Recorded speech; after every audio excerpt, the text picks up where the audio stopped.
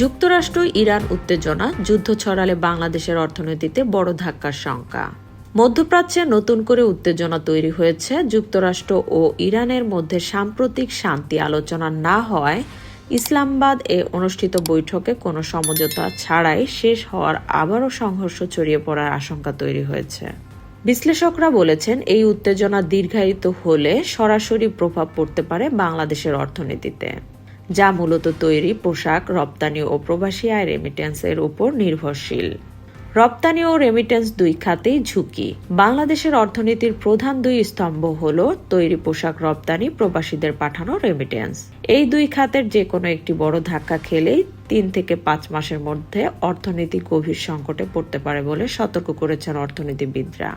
শ্রমবাজারের সংকটের আশঙ্কা সরকারের পক্ষ থেকেও উদ্বেগ প্রকাশ করা হয়েছে।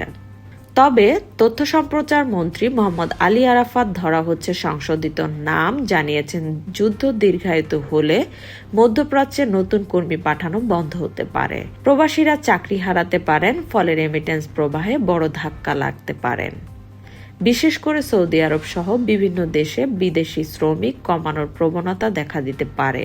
জ্বালানি ও পরিবহন ব্যবস্থার প্রভাব। যুদ্ধের কারণে গুরুত্বপূর্ণ নৌপথগুলো ঝুঁকিতে পড়তে পারে, যেমন লোহিত সাগর, হরমুজ প্রণালী।